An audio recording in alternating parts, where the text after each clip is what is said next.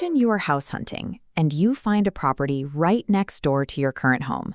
The only catch is that it's a frozen, dusty rock with no breathable air. That is Mars.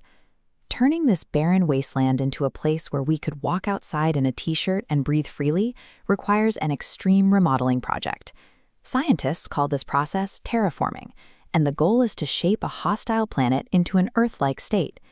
The most obvious solution might seem like packing up oxygen tanks, steel beams, and wood from Earth and shipping them over.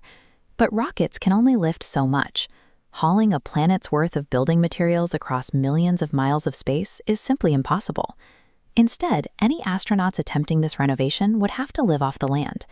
A strategy known as Mars Direct proposes that the first explorers would need to bake the local Martian dirt into bricks and harvest elements from the thin atmosphere to manufacture their own rocket fuel.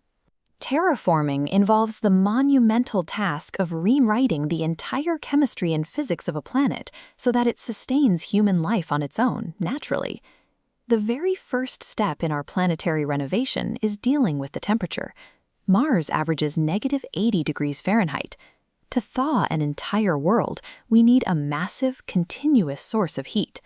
This diagram proposes placing giant orbital mirrors high above the planet to bounce sunlight onto the icy poles. The math reveals something amazing. Sunlight exerts a tiny physical push. This outward pressure perfectly balances Mars's gravity, allowing these massive mirrors to simply hover. For Mars, we must pump specific gases into the air to create a thick planetary blanket. When reflected solar energy hits the ground and turns into warmth, this gaseous layer stops it from escaping, trapping the heat near the surface. Warming the air and wrapping the planet in this thick atmospheric coat achieves a vital goal. It melts the ice locked in the Martian dirt. Liquid water is the mandatory foundation for planting crops, growing forests, and supporting any living biology. But even if we perfectly recreate Earth's temperature and air, our remodeled planet has an unfixable structural flaw.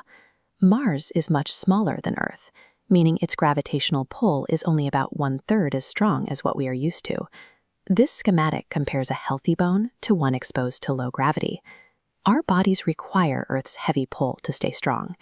In environments with less than 40% of Earth's gravity, heart muscles shrink, and dense bones quickly become brittle and weak. You might think a rigorous daily routine of space jogging and lifting weights could fight off this decay.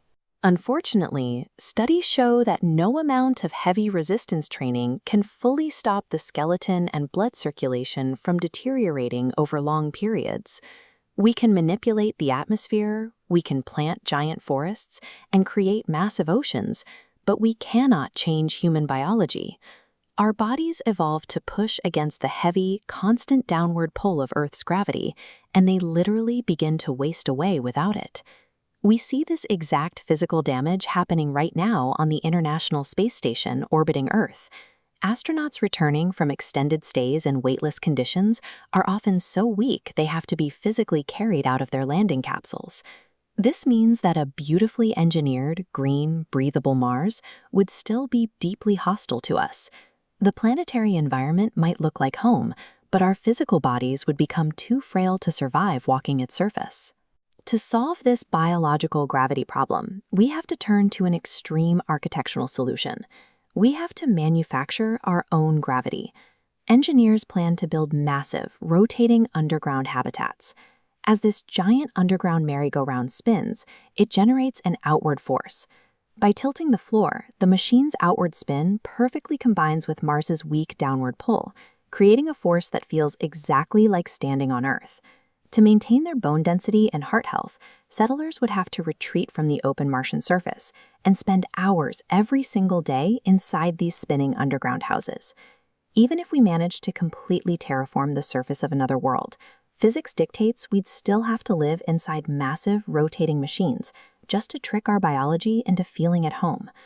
Before we even begin this planetary flip, we have to pause for a serious inspection.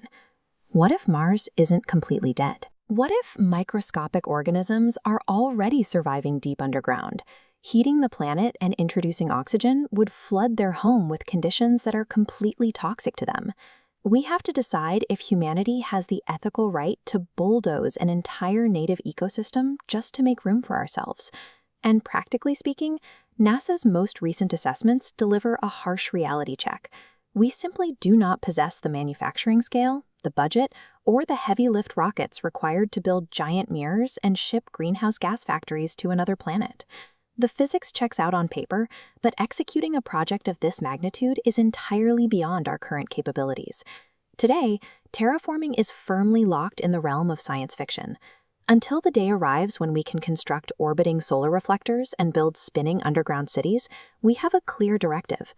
Our focus has to remain on appreciating and fiercely preserving the perfect, life-sustaining home we already have, Earth. Do you have any ideas for my next video? Just write them down in the comments below, and I will explain it in the next one. Don't forget to like and subscribe. Thank you so much for watching.